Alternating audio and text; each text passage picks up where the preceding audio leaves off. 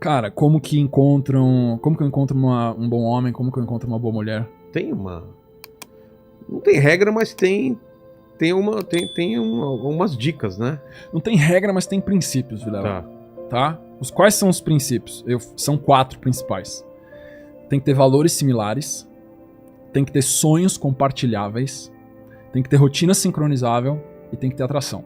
Vamos lá. Eu chamo isso de 4 pilares. Primeiro pilar. Valores similares. O que são valores? Valores similares são... Religião?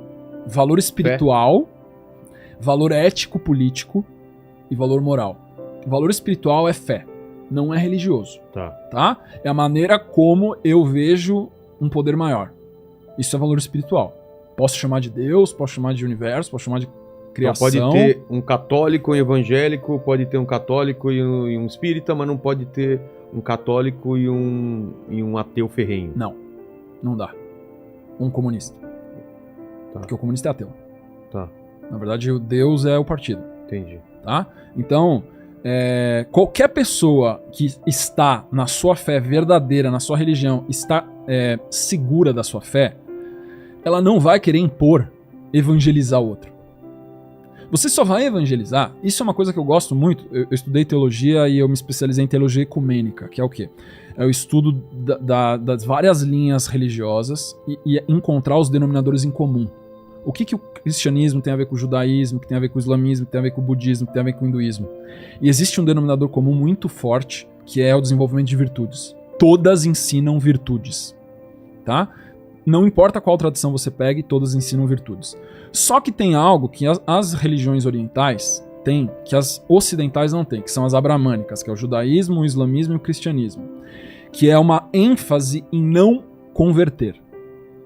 O budismo, o hinduísmo e o taoísmo são as 3 principais, e o confucionismo como uma filosofia, eles não acreditam em conversão. Eles não falam assim, ó, o monge budista sai, vai dar uma palestra lá na Avenida Paulista pra converter gente pro budismo. O judaísmo também, é maior trampo pra você se converter lá. Né? Puta trampo, entendeu? Então, eles não acreditam em conversão. Sim, se a pessoa quer se tornar budista, se ela quer se tornar hindu, se ela quer se tornar taoísta, ótimo, ela vai lá, se converte, pratica a religião e tudo bem. Mas ela não vai ficar ouvindo palestras de pessoas falando pra você, te azucrinando sobre os benefícios de você ser um budista ou não. Então, a pessoa que tem valores de fé e ela tá segura no seu valor de fé, ela não vai tentar convencer o outro de que o valor de fé dela é melhor do que o valor de fé do outro. Esse casal, ele dá totalmente certo. Uma pessoa na fé judaica, segura da sua fé judaica, dá certo com uma pessoa segura na sua fé católica? Claro que sim.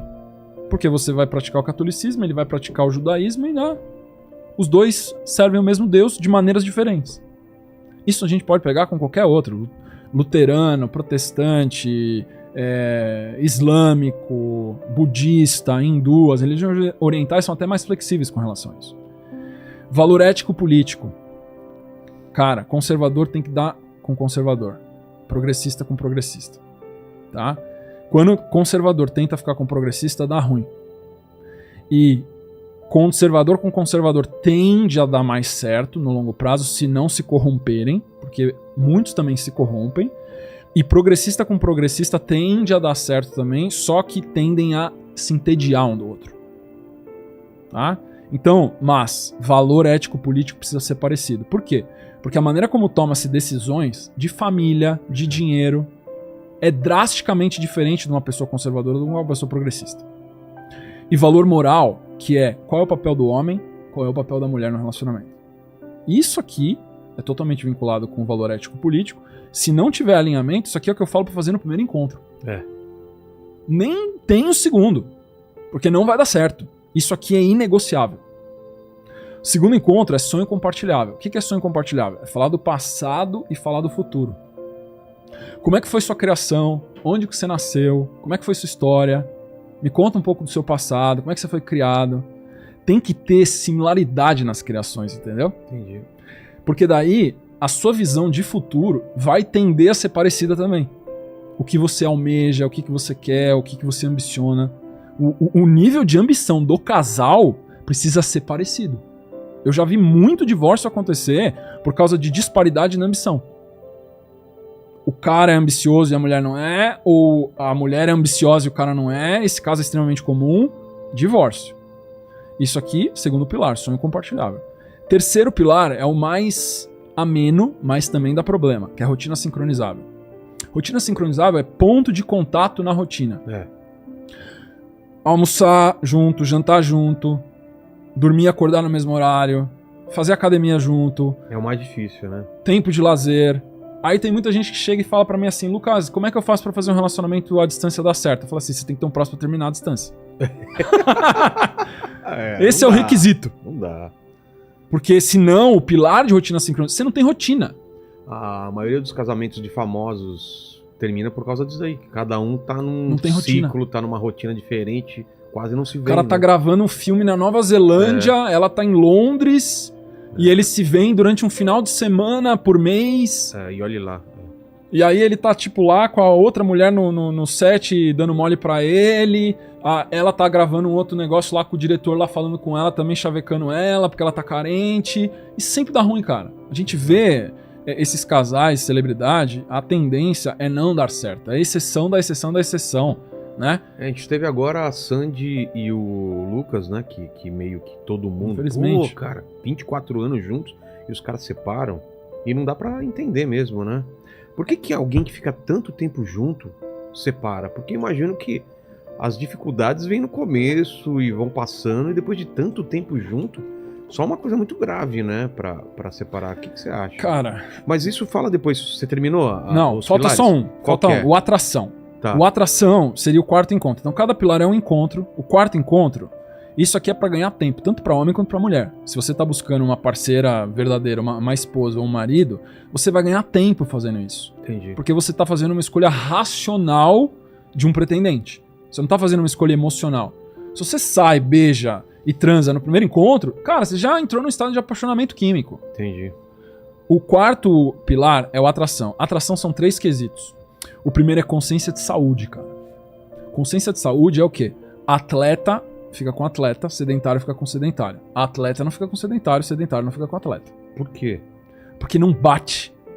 A consciência de saúde e de vitalidade de um atleta é drasticamente diferente do nível de vitalidade de um sedentário. Isso significa que se você tem níveis de vitalidade muito diferentes, as ações que um atleta vai querer fazer no dia, falando um atleta como um arquétipo de uma pessoa que faz muito exercício, uma pessoa fitness, vai diferir muito de uma pessoa que é sedentária e que quer ver Netflix 5 horas por dia, quer chegar do trabalho e sentar no sofá e comer Cheetos e pedir iFood. Entendeu? Então a consciência de saúde tem que ser algo muito próximo. Ou um dos dois ceder. Ou o sedentário virar atleta, ou um semi-atleta. Que acontece muito também, Que né? acontece, às vezes por uma influência. Um traz o outro pra... E eu já vi acontecer o oposto também e tá ruim. Um atleta virar sedentário e pelo mal-estar que essa pessoa sentiu, ela termina o relacionamento. Caramba. Porque ela fala assim, eu não quero isso pra mim, eu não vou fazer, eu não quero esse tipo de vida pra mim. Então com essa pessoa, se ela não virar uma pessoa que busca saúde, ela não é compatível comigo. O segundo ponto da atração, isso é atração, tá, Vilela? É personalidade, opostas e complementares. E aqui muitas pessoas têm uma dúvida muito grande, porque elas falam assim, mas Lucas, é oposto que atrai ou é similar? Você falou valores similares. Agora você está falando que a personalidade tem que ser oposta? Sim.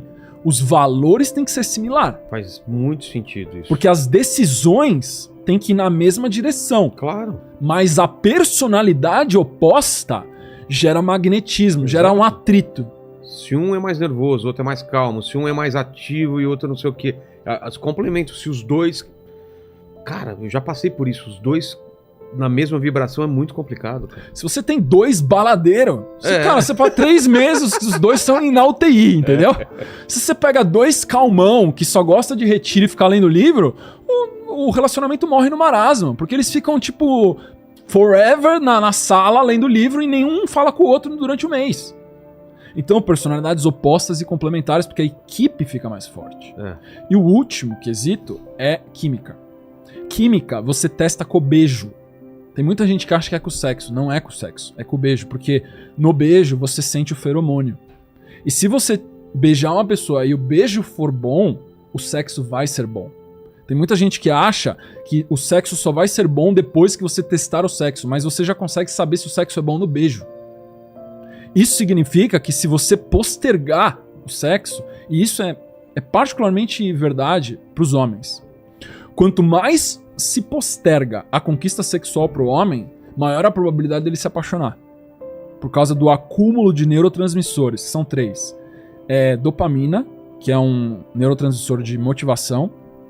Vasopressina, que é um neurotransmissor de caça, de constrição articular. E ocitocina, que é um neurotransmissor de vinculação emocional. Quando esses 3 neurotransmissores chegam em níveis muito altos, aí a intimidade sexual pode acontecer para o homem, porque ele já está num nível onde o cérebro dele apaixonou. Se acontecer antes de bater o limite do apaixonar, o homem tem o sexo, ele tem a satisfação sexual e ele desengaja. Tem um negócio chamado efeito refratário nos homens, que quando ele pratica o sexo com uma mulher antes dele estar num estado de apaixonamento, ele sente uma aversão após a ejaculação. E se ele tiver envolvido levemente, mas não tiver apaixonado ainda, e ele tá tipo com um casinho com a menina, mas ele ainda não fala assim, tipo, putz, é ela. Chega um momento onde ele enjoa e ele simplesmente quer trocar para ter diversidade. Tem um nome isso na neurociência também, chama efeito Coolidge. Todos os mamíferos machos têm isso. Inclusive o mamífero humano.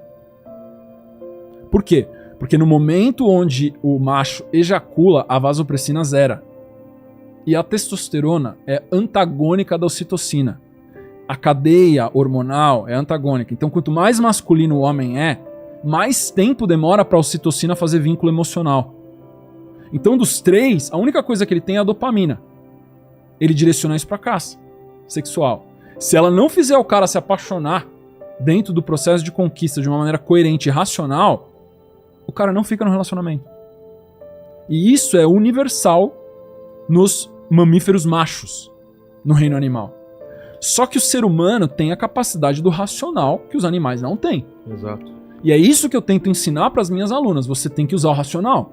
Se você não usar o racional, você cai no reino animal. Se você caiu no reino animal, aí você não adianta você ficar praguejando que você foi usado por um macho.